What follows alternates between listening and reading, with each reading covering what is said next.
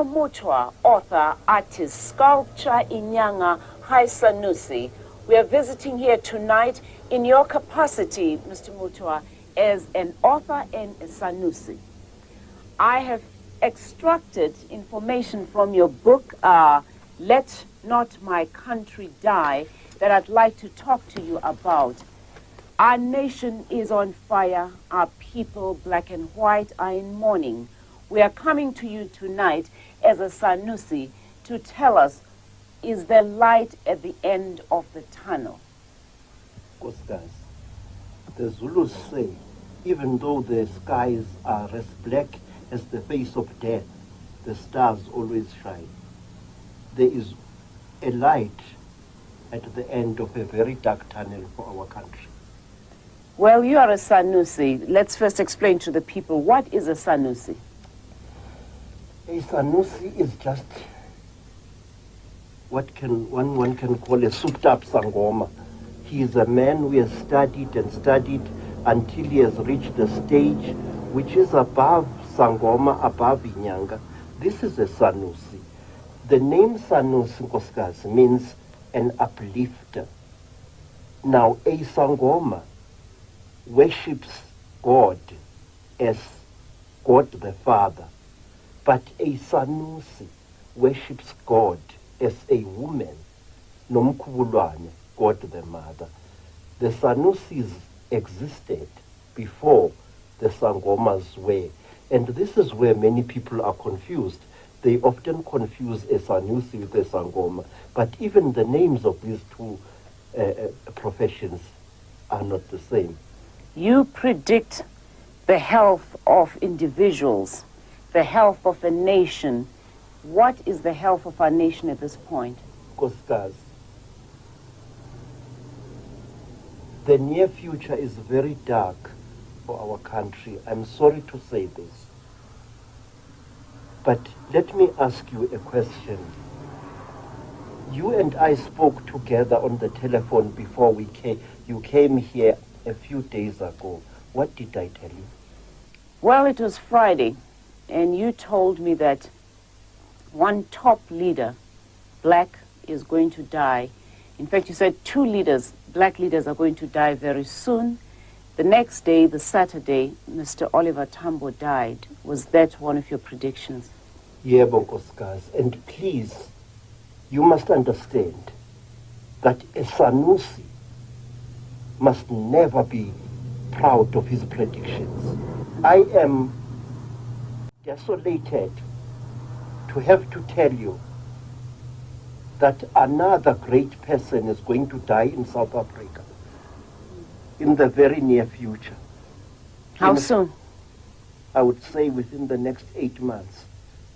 This person I have got such love and respect for that I wish I could prevent this.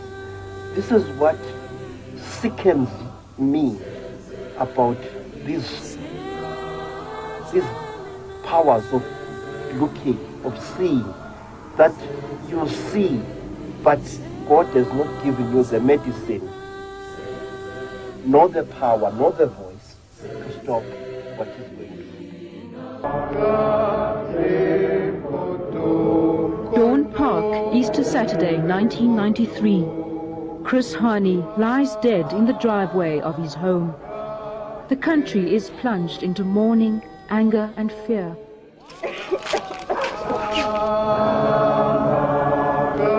It was the third major assassination attempt on Hani's life.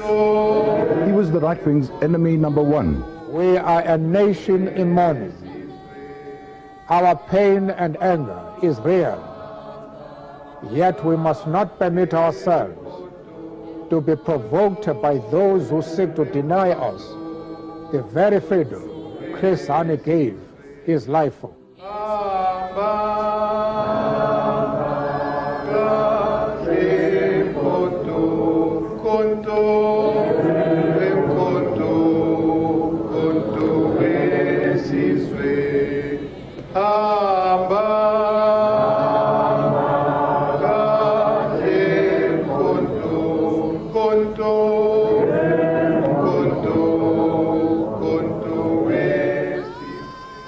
thata mobuye ho bala se ngotsweng difahlehong tsa batjha ba bokaneng ka diketekete mona setsheng sena sa bafu.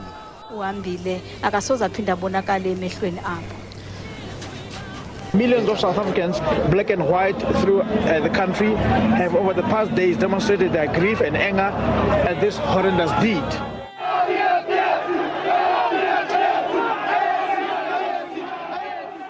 This person that you're talking about, is he or she black or white?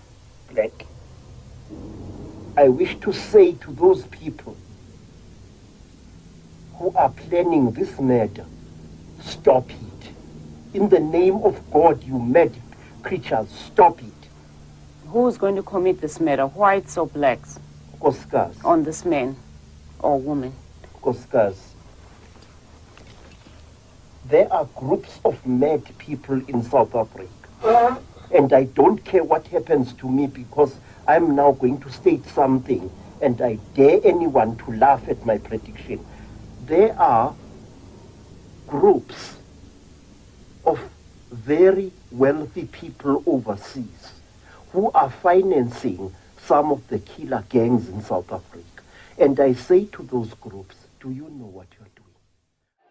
Good evening. Polish immigrant Janusz Walusz and CP member Clive Derby-Lewis have been found guilty of murdering SACP chief Chris Hani in April. Clive Derby-Lewis calls himself an English-speaking Afrikaner. He says he bought the gun for the killing and gave the address. Janusz Walusz is a Polish immigrant. From Europe he brought his family and a passionate hate for communism. Little is known about this man who volunteered to shoot Chris Hani at point-blank range. He shows no emotion. His eyes stare without expression. Again, Guskas, I wish our people, black and white, could evict these murderers from our midst. Let me ask you. Are we talking about immigrants who've moved here? No, ma. No.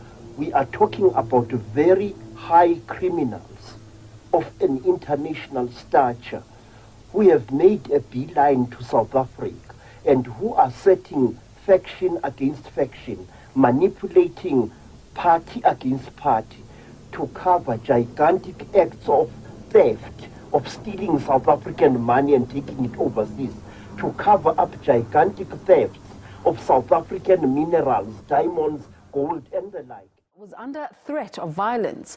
In the few months before April 1994 elections, at least 1,000 people were killed in heightened tensions between the ANC and the IFP. Political violence in KwaZulu-Natal claimed, according to sources, more than 20,000 lives since 1984. The four-year transition period from February 1990 to April 1994 was characterized by political violence between the ANC and IFP, seen as a low-intensity war. This was fueled by a so-called third force of state security operatives, which supported IFP paramilitaries against what the ANC termed was its self-defense units. In this time of escalating violence, the elections faced the threat of violent disruption after the IFP threatened to boycott the polls, wanting more power in the then Transvaal and Natal, where the party enjoyed support.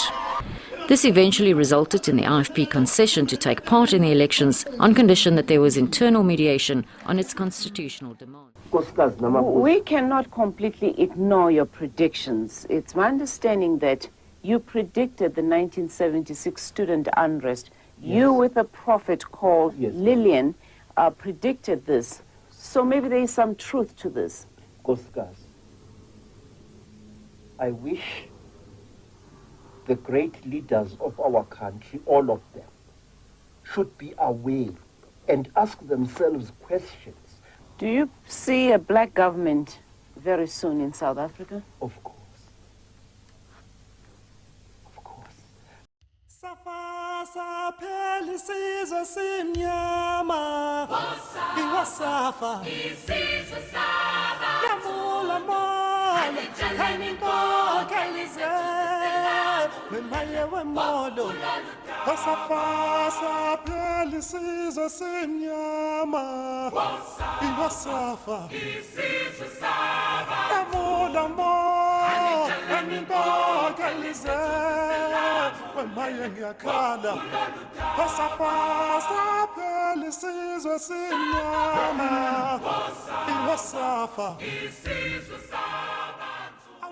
But because that government is not going to bring us peace. Police stood guard as residents of Soshanguve township north of the capital Pretoria took to the streets Friday to protest against power cuts and water shortages. The demonstrators burned tires and filled roads with debris, paralyzing traffic. Our taps has run dry, we are not bathing, we are not like the schools. Every time the schools are going home early, now there is a lack of education because of this water. There is no water in the schools or in the clinic. We are being sent back when we are going to clinic. If you've got something, there is no water. So this is a serious problem. Hence, we are doing this. Recent reports that have been shared with regards to arrests that has happened here at Tutuka and suspensions that have taken place. This basically is just to indicate that Eskom takes zero tolerance into, fraud, corruption and theft activities. Tutuka Power Station has 6 coal-fired generation units. South Africa has been crippled by record power cuts since last year, plunging the country into darkness. As a result, many pump stations and water treatment centers have stopped working. Our fridges go down. We've got insulin. We've got quite a few products that are kept in fridges. See, it has to be cooled. It has to be kept in a cool place. And with load shedding carrying on in this manner, we're losing a lot of stock as well. And after that, Koskas, a government consisting mostly of women will come to power in South Africa, led by a very strange man. This man will be of the Muslim faith. Don't ask me why. And I affirm to perform my functions as the executive mayor of the city of Johannesburg Metropolitan Municipality to the best of my ability. Peace will come to South Africa because for the first time the people of South Africa will face a common danger, because then upheavals will be taking place in other parts of the world. There is going to be a new war in the Middle East, and perhaps this will make South Africans to look at each other as brothers once more. As the Russia-Ukraine conflict continues, Pretoria's top diplomat has also reaffirmed South Africa's position when it comes to this war. It wants a peaceful solution to end this conflict that has far-reaching implications for the globe. We don't want ICC's hypocrisy to apply here in our country. President Putin is welcomed. We know our friends. We know the people who liberated us. We know the people who supported us. In Kutokonaval, the weapons that were used in Kutokonaval that led to the liberation of South Africa were coming from Russia. Russia supplied us with weapons in Kutokonaval. Cuba supplied us with soldiers.